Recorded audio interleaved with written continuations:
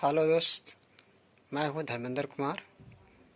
आप देख रहे हैं यूट्यूब चैनल पर आरबी डिजिटल इलेक्ट्रॉनिक्स में हम आप सबका स्वागत करते हैं बंधु। आज हम आपके सामने ये दो एम्पलीफायर लाया हूं। एक 250 वाट का है और एक 350 वाट का है। ये दोनों ही स्ट्रेंजर की है। आज ये दोनों मशीन में आपको कुछ अंतर है जो हम समझाएंगे, और उसके बाद इसका डिटेल्स फॉल्ट बनाने का तरीका भी समझाएंगे। इसमें जो प्रॉब्लम हो रहा था उसके बारे में भी डिटेल्स हम बता देंगे, इसमें प्रॉब्लम क्या था और किस प्रकार हम इसे रिपेयर कर सकते हैं। तो आज इस वीडियो से आपको हम एक बिल्कुल ऐसा क्लियर करने वाले हैं कि कोई भी आहूजा टाइप का एम्पलीफायर हो 250 वाट या 350 वाट, आप इसके माध्यम से आप बिल्कुल रिपेयर कर सकते हैं। तो हमारे वीडियो को अंत तक ज़रूर देखें, क्योंकि ये आपके लिए खास हो सकता है। अभी तक हमारे जितने लोगों ने चैनल को सब्सक्राइब नहीं किए तो आपसे रिक्वेस्ट है कि मेरे चैनल को सब्सक्राइब कर लें और बेल आइकन को दबाएं। चलिए चलते हैं हम। अब इसमें कंपेयर की बात है तो देखते हैं कि क्या है। तो सबसे पहले थोड़ा सा हम इसमें डिटेल्स आपको दिखला देंगे। डिटेल्स दिखलाना है कि इसमें दोनों में अंतर क्या है। तो देखिए, ये आपका स्ट्रेंजर ऑडियो एसएस 350, इसमें हम आपको दिखला रहे हैं कि आपका ये पावर ट्रांसफार्मर है, कंडेंसर है और यहाँ पर रेक्टिफायर लगा हुआ है ना। इधर आपका देखिए जो है से कि ट्रांजिस्टर का सप्लाई रेजिस्टेंस लगा हुआ है। ये हमारा ड्राइवर बोर्ड है और इसमें कुछ कनेक्शन जो है यहाँ से इधर लेफ्ट की तरफ ट्रांजिस्टर में गया हुआ है और कुछ यहाँ से फिर हमारा connection right type side transistor की तरफ गया हुआ है। तो इस तरह से जो हमारा जो है इसमें कनेक्शन है। और थोड़ा सा हम आपको सुविधा के लिए इसमें हम कुछ और कनेक्शन को हम दिखला दें। देख रहे हैं आप, ये कभी भी आप कनेक्शन कर सकते हैं। इसमें वायर कहाँ पर कैसे रहता है, तो ये आपका थोड़ा सा मदद मिलेगा रिपेयर करने में। तो चलिए, ये तो आपको हमने दिखलाया कि 350 वाट की सेट है और इसमें क्या अंतर होता है। अब इसके अगर में अब दूसरा हम आपको दिखलाने वाले हैं, ये स्ट्रेंजर ऑडियो एसएस 250 डीपी। अब इसमें आप देखेंगे कि इसमें क्या है। तो देखिए, इसमें भी आपका सेम पावर ट्रांसफार्मर आपका यहाँ पर लगा हुआ है, रेक्टिफायर है। थोड़ा से आपका देख रहे हैं, ये रेगुलेटर ट्रांजिस्टर का वोल्टेज सर्किट यहाँ से बनाया गया है और यहाँ एक कंडेंसर आपका नीचे लगा हुआ है जो 15,000 एमएफडी 50 वोल्ट होती है। और इसमें देखिए ये हमारा ऑडियो ड्राइवर बोर्ड है जो मैंने पहले दिखलाया। सेम बिल्कुल वैसा ही है जो पहले था, जो मैंने 350 वाट के सेट में दिखलाया। तो आप देख रहे हैं बिल्कुल सेम है, कोई अंतर नहीं है। और इसमें कुछ कनेक्शन वगैरह भी हम आपको दिखलाएंगे। तो देख रहे हैं यहाँ से कुछ इसमें जो है कनेक्शन जो है आपका यहाँ पर से आपका गया हुआ है। तो इस तरह से जो है कनेक्शन आपका जो है से कि दोनों साइड ट्रांजिस्टर को दिया गया है। यहाँ पर सप्लाई वगैरह भी है। तो इस तरह से जो है इसमें कनेक्शन को आप देख सकते हैं। तो इस तरह का जो है से कि इसमें देखने को मिलता है। अब आपको इसमें हम बतलाएंगे कि आखिर अंतर क्या है।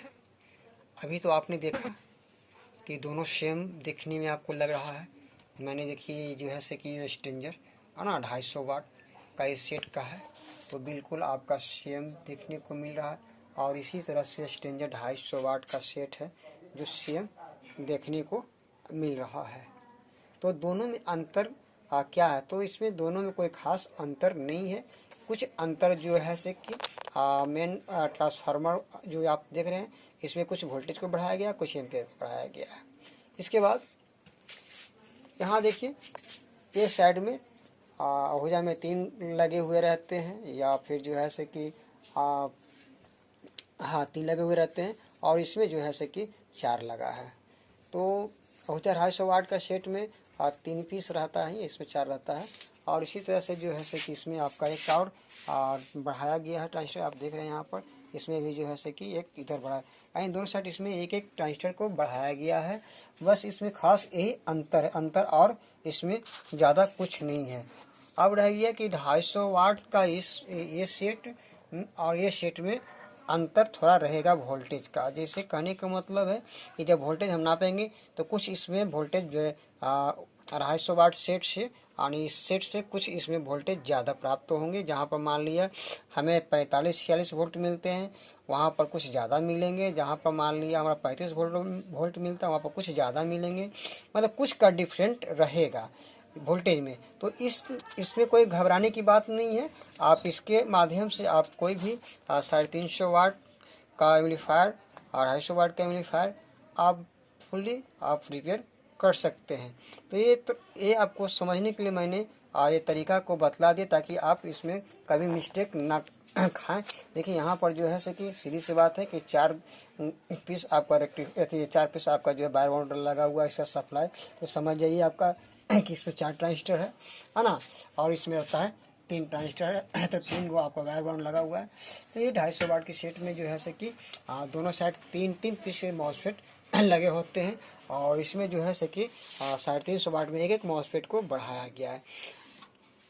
तो इस तरह से कंपेयर में थोड़ा बहुत का चेंजिंग है मतलब एम्पलीफायर में। इसके कंपेयर में अगर देखा जाए तो कोई खास बदलाव नहीं है, लेकिन कभी कभी मिस्टेक की वजह से थोड़ा सा फॉल्ट हम लोग नहीं समझ पाते कि शायद वो सही होगा या नहीं होगा, मतलब मन में सस्पिशन हो जाता है। तो सस्पिशन आप निकाल दीजिए, और इसमें कोई ज़्यादा चेंजिंग आपको नहीं होगा।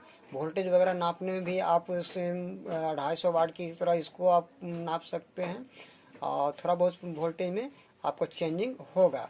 तो चलिए आज हम इसको वोल्टेज भी नाप के देख लेते हैं, और किस प्रकार का फॉल्ट इसमें था वो भी हम बतलाएंगे, और आप कैसे सॉल्यूशन करेंगे। तो हम इसमें जो है शुरू से ही इसको हम वोल्टेज को नापते हुए आपको फॉल्ट तक हम ले जाएंगे कि किस प्रकार का फॉल्ट था, हमने कैसे बनाया।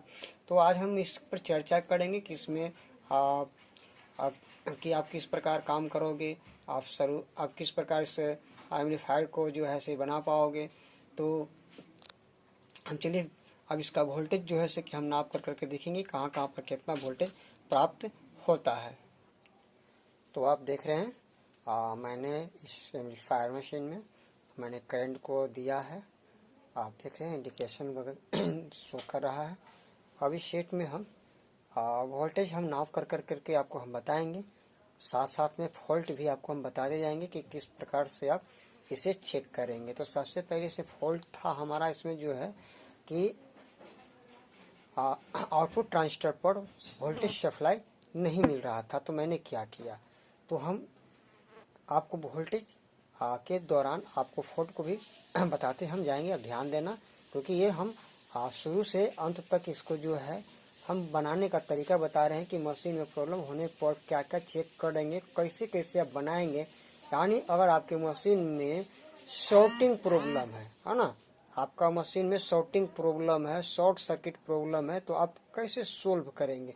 तो आज खास करके हम इसी विषय पर आज वोल्टेज नाप करके और चर्चा करेंगे, और शॉर्टिंग का प्रॉब्लम जो होता है उसका विस्तार पूर्वक अंत तक हम समझाएंगे। ठीक है, सबसे पहले हम ये ट्रांसफार्मर का हम एसी वोल्टेज चेक करेंगे। जैसे तरीका हम बतला रहे इसे नापने का भी, कहने का मतलब है कि हम इसका A to Z आज हम कोर्स आपको बताएंगे। तो ये ट्रांसफार्मर कितना वोल्ट हमारा एसी सप्लाई करता है ना। तो हम सबसे पहले हम इसका वोल्टेज एसी चेक करेंगे। तो एसी चेक करने के लिए ये ट्रांसफार्मर का दोनों लूप है, देखिए यहाँ पर हम चेक कर रहे हैं मेन सप्लाई कितना ही आउटपुट कर रहा है। तो देखिए यहाँ पर आपको एसी 35 वोल्ट आपका ये निकाल रहा है। देखिए यहाँ पर एसी जो है 35 वोल्ट 36 वोल्ट के आसपास ये निकाल रहा है। कहने का मतलब है कि 35 वोल्ट लगभग क्या 35 वोल्ट होता ही है, कभी कभी वोल्टेज के हिसाब से थोड़ा सा बढ़ जाता है, लेकिन मान के इसको 36 वोल्ट है, तो मान के लिए 36 वोल्ट एसी निकाल रहा है। तो 36 वोल्ट एसी निकाल रहा है, तो डीसी भी आपका 36 वोल्ट ही निकाल लेगा। लेकिन डीसी करंट कब बनता है? अब देखिए यहाँ पर देखिए रेक्टिफायर, जब तक हम ये रेक्टिफायर नहीं लगाएंगे तब तक हमारा जो है एसी करंट डीसी में परिणत नहीं होगा। तो डायोड का काम होता है एसी वोल्ट को डीसी वोल्ट में बदलना। अब जो है कि यहाँ पर आप देख रहे हैं कि एक रेक्टिफायर डायोड लगा हुआ है, ये एसी करंट को डीसी में ये बदल दिया है। अब यहाँ पर हम चेक करेंगे कि वोल्टेज 35 वोल्ट या 36 वोल्ट जो भी बतला रहा है उतना बतला रहा है कि नहीं। तो सबसे पहले आप क्या करेंगे, इसे हम डीसी वोल्ट की रेंज में सेट कर लेते हैं, है ना। इसके बाद एक बॉडी में हम कहीं पर भी हम बॉडी अर्थ देंगे, और दूसरा जो है पॉजिटिव चेक करने के लिए हम यहाँ पर जो है सटाएंगे, देखते हैं कितना वोल्टेज बता रहा है। अब यहाँ पर आप देख रहे होंगे कि 48 वोल्ट लगभग आपका बता रहा है। तो यहाँ पर 48 वोल्ट कैसे आ गया? तो देखिए, अगर यहाँ पर कंडेंसर खराब रहेगा तो आपका यहाँ पर वोल्टेज जो है आपका इतना नहीं बताएगा। एक कंडेंसर पकड़ने का भी तरीका हो गया कि कंडेंसर खराब या कमज़ोर रहेगा तो देखिए यहाँ पर आप डायरेक्टली वोल्टेज जब चेक करेंगे तो यहाँ पर आपको ये बतला देगा कि क्या है। अगर हमारा मेन सप्लाई जब 36 वोल्ट है तो यहाँ पर जो है से कंडेंसर लगने की वजह से हमारा करंट कितना हो गया है, यहाँ पर लमसम 48 वोल्ट, है ना। 48 वोल्ट कंडेंसर चार्ज हो गया तो 48 वोल्ट हो गया है। अगर हम कंडेंसर डिस्कनेक्ट कर देंगे तो यहाँ पर हमारा करंट जो है जितना एसी बन रहा है उतना ही डीसी बनेगा। लमसम अगर 36 वोल्ट है तो 36 वोल्ट, अगर 35 वोल्ट है तो 35 वोल्ट। कहने का मतलब है कि जितना एसी उतना ही डीसी करंट प्राप्त होगा, लेकिन जब कंडेंसर लगेगा तब इसका वोल्टेज बढ़ जाएगा, ये आपको ध्यान देना है। तो अर्थात इससे आपको कंडेंसर हम कमज़ोर रहेगा तो हम इससे पकड़ सकते हैं कि हमारा कंडेंसर कमज़ोर है। दूसरी बात, अब जो है इसमें फॉल्ट हो रहा था कि हमारा ओवरलोड स्विच खराब था तो दोनों साइड पॉजिटिव नहीं जा रहा था। तो मैंने जो है कंडेंसर पर वोल्टेज चेक किया, यहाँ पर वोल्टेज सप्लाई हमारा बतला रहा था। तब यहाँ से सप्लाई मैंने फिर जो है आपका ओवरलोड स्विच पर देखा तो यहाँ भी बतला रहा था, लेकिन दूसरे पिन से यहाँ पर वोल्टेज सप्लाई नहीं जा रहा था। अर्थात मैंने जब ट्रांजिस्टर के देखिए कलेक्टर पर मैंने चेक किया था, यहाँ पर कलेक्टर पर, तो कलेक्टर पर भी वोल्टेज हमारा जो है 48 वोल्ट मिलना चाहिए, लेकिन 48 वोल्ट करंट यहाँ पर नहीं मिल रहा था। कहने का मतलब है कि जब यहाँ 48 वोल्ट करंट नहीं मिला था तो हम चेक क्या क्या चीज़ करेंगे। तो सबसे पहली बात है कि यहाँ से आप चेक किया, वोल्टेज मिल रहा था, कंडेंसर पर गया वोल्टेज मिल रहा था, लेकिन हमारा दोनों साइड 48 वोल्ट जो होता है ट्रांजिस्टर के कलेक्टर पर वो नहीं पहुँच रहा था। तो ये करंट पहले कहाँ जाता है, तो आपका ओवरलोड स्विच में जाता है और वहाँ से होकर करके दोनों साइड जो है ये करंट जाता है। तो आप इस तरह से ध्यान देना ये करंट कहाँ से किधर किधर जा रहा है। तो हम इस तरह से जो है वोल्टेज को नाप कर करके हम पकड़ लेते हैं फॉल्ट को। तो ये हमारा जो है पता चल गया कि इस तरह से जो है प्रॉब्लम था। अब आते हैं इनपुट किट पर, है ना। ये तो हमारा शॉर्टिंग प्रॉब्लम अगर होता है तो 2 तरह का 3 तरह का प्रॉब्लम होता है। तो मुख्य रूप से हमने बतला दिया कि जैसे शॉर्टिंग का प्रॉब्लम होगा तो जो है से कि आपका ट्रांजिस्टर भी शॉर्ट कर सकता है। तो आप इसे चेक करने के लिए जो है से कि आपको ओवरलोड स्विच ये जो है बार बार शॉर्टिंग करने के बाद ओवरलोड स्विच खराब हो जाता है, प्रमाण इसका है। कोई भी मशीन में लगभग खराब ही हो जाता है, तो इससे जो है हमें पता चल जाता है कि आउटपुट ट्रांजिस्टर शॉर्ट है। तो ओवरलोड बार बार हो रहा था इसमें और शॉर्टिंग भी बतला रहा था, तो इसमें जो है इस तरह का फॉल्ट तो पता चल गया। लेकिन अब इसमें जो है इससे कि मान लीजिए इससे हट कर रहेगा तब हम क्या क्या चीज़ चेक करेंगे। तो एक चीज़ ध्यान रखिए, शॉर्टिंग प्रॉब्लम में आप क्या क्या चीज़ चेक करेंगे, कहाँ कहाँ चेक करेंगे, थोड़ा सा हमारा इशारा सब समझ लीजिए। पहला कि अगर आपका शॉर्टिंग प्रॉब्लम इसके अंदर चल रहा है तो सबसे पहले आपका ये देखिए पॉजिटिव वाला छोर को आप छोड़ा दीजिए, है ना। इसको छोड़ा दीजिएगा तब पता चल जाएगा कि आपका ये रेक्टिफायर का फॉल्ट है या नहीं। अगर रेक्टिफायर का फॉल्ट रहेगा तो यहीं पर आपका बीमारी मिल जाएगा, इसे बदल देंगे, दूसरा सही हो जाएगा। अगर फॉल्ट यहाँ पर भी हटाने पर नहीं मतलब हुआ, मतलब कहने का मतलब है कि सेम पहले जैसा नहीं है और शॉर्टिंग चल रहा है, तब अब यहाँ पर फिर हम करंट को मान लिया आगे बढ़ाएंगे, तब पता चलेगा कि कहाँ से शॉर्ट है, तब यहाँ पर फिर हम जोड़ेंगे। जोड़ने के बाद ये करंट जहाँ जहाँ जाता है वहाँ वहाँ चेक करेंगे किधर से जा रहा है शॉर्टिंग। अब यहाँ पर सीरीज में हम जब ध्यान रखना है कि जब भी मशीन आप बनाएंगे तो सीरीज में ही करंट को डाल के चेक करेंगे।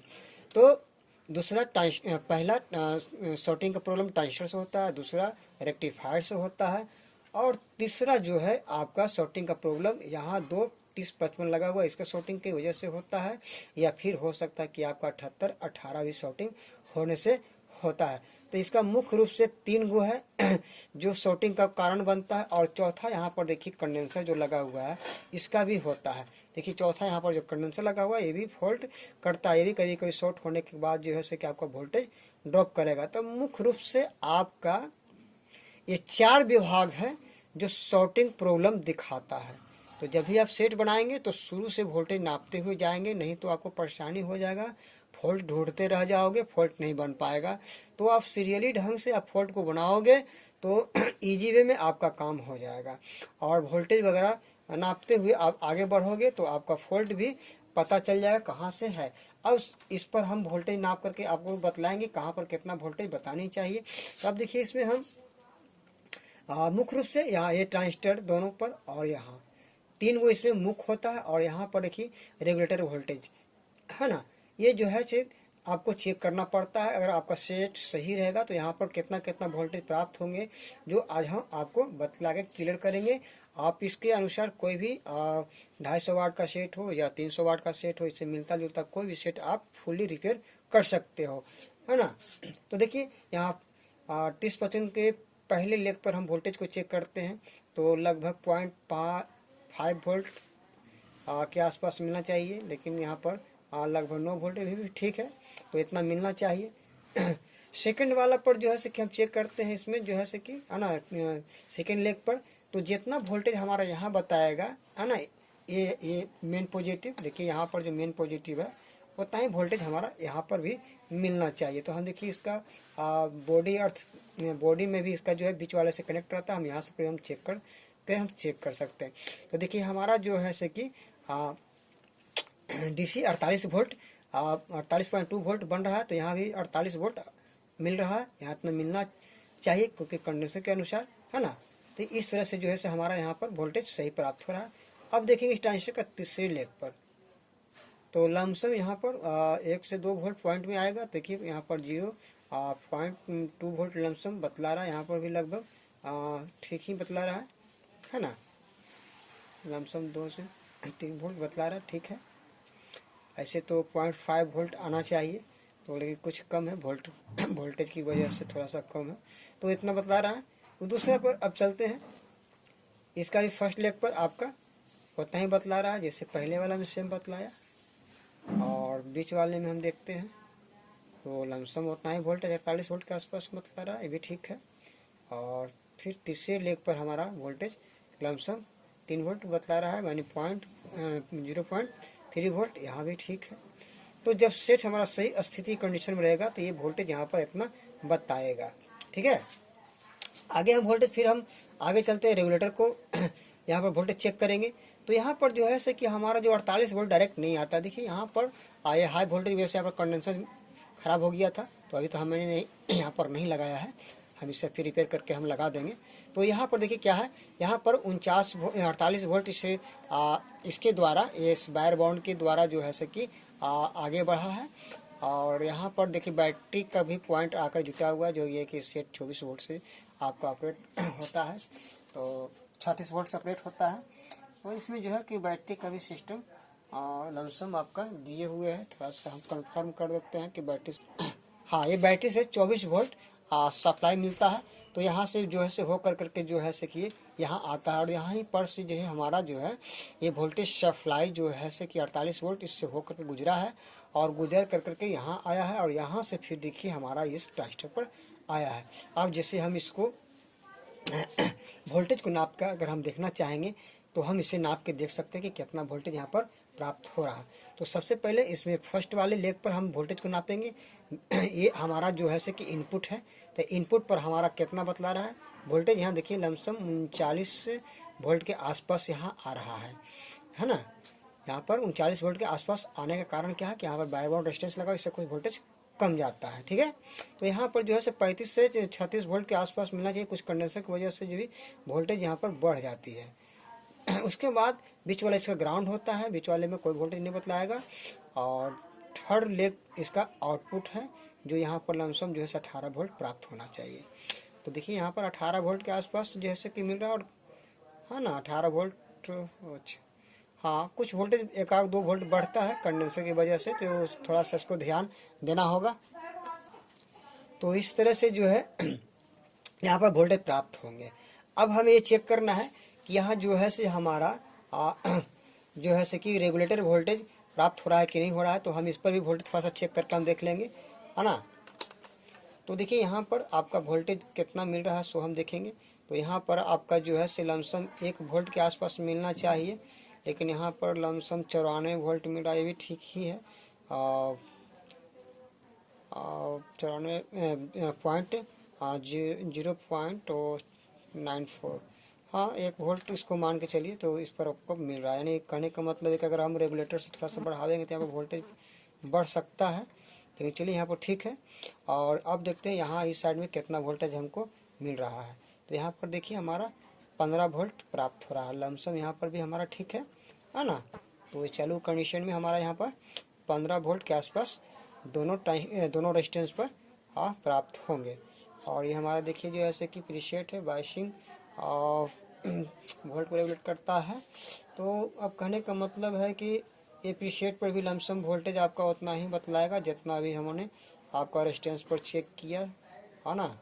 एक पर 15 वोल्ट के आसपास बतलाएंगे, और एक पर जो है से कि आपका, है ना, और दूसरे पर हम चेक करते हैं तो वही लमसम आपका 20 वोल्ट 21 वोल्ट के आसपास मिल रहा है, ठीक है। तो मुख्य प्रकार से हमारा ये वोल्टेज यहाँ पर मिलता है। अब देखते हैं यहाँ पर एक ट्रांजिस्टर लगा हुआ है, जो हमारा जो है से पैनल में सप्लाई दिया गया है, इन्हें बाइस्टेबल किट दिया हुआ है, उसके लिए सप्लाई दिया गया है। तो यहाँ पर भी हम वोल्टेज को हम चेक करेंगे फर्स्ट वाले पर कितना बतलाता है। तो फर्स्ट वाले पर जो है से हमारा जो है से कि लमसम जो है से कि आपको 0 वोल्ट प्राप्त होता है, और बीच वाले पर जो है से लमसम 7 वोल्ट 7.5 वोल्ट मिलना चाहिए, ये भी ठीक है ना। और तीसरे वाले पर लमसम जो है से कि 0.2 वोल्ट 3 वोल्ट, ये भी ठीक है, जो मिलना चाहिए उस हिसाब से मिल रहा है। तो इस तरह से जो है से कि बंधु आपका वोल्टेज रीडिंग होता है। अगर आप इसी तरह से जो है से कि 250 वाट का भी सेट अगर आप चेक करेंगे तो थोड़ा बहुत का डिफरेंट आपको नज़र आएंगे, कोई ज़्यादा डिफरेंट नहीं नज़र आएंगे। मतलब सेम जिस तरह से वोल्टेज नापा है उसी तरह का वोल्टेज उसमें बतलाएंगे। आप चेक करके देखेंगे तो ज़्यादा का डिफरेंट नहीं नज़र आएगा। तो कहने का मतलब है कि दोनों सेट का वोल्टेज लमसम समान ही है, कुछ का अंतर होगा तो आप समझ जाएंगे वोल्टेज नापने के दौरान में कि ट्रांसफार्मर की वजह से थोड़ा जो है से कि आपका करंट में बदलाव होगा। कहने का मतलब है कि अगर 36 वोल्ट से चल रहा है या कोई 30 वोल्ट से चल रहा है तो दोनों में थोड़ा बहुत चेंजिंग होगा, कुछ कंडेंसर की वजह कमज़ोर रहने से भी होता है। तो ये सब आपको देखना होगा। कंडेंसर अगर मजबूत है तो आपका बिल्कुल आपका वोल्टेज जो है 45 वोल्ट से ऊपर बताना चाहिए। तो इस तरह से जो है हमने जो है आपका क्लियर कर करके बतलाया। हमें यकीन है कि इस वीडियो से आपको काफ़ी लाभ मिलेगा, और आप बिल्कुल जो है से कि आप फॉल्ट को आप बना सकते हैं, क्योंकि जिस माध्यम से हमने बतलाया है दोनों में कंपेयर कर करके कि 250 वाट 350 वाट सेट में किस तरह से आप वोल्टेज को नाप कर, तो दोनों सेम ही होता है, थोड़ा सा का अंतर होता है। और सस्पेंशन कारण क्या होता है कि आप ऐसे नहीं बना पाते हैं। तो आज आपका सस्पेंशन को मैंने दूर किया है। हमें यकीन है कि आपको वीडियो काफ़ी आपके लिए मददगार सिद्ध होगा।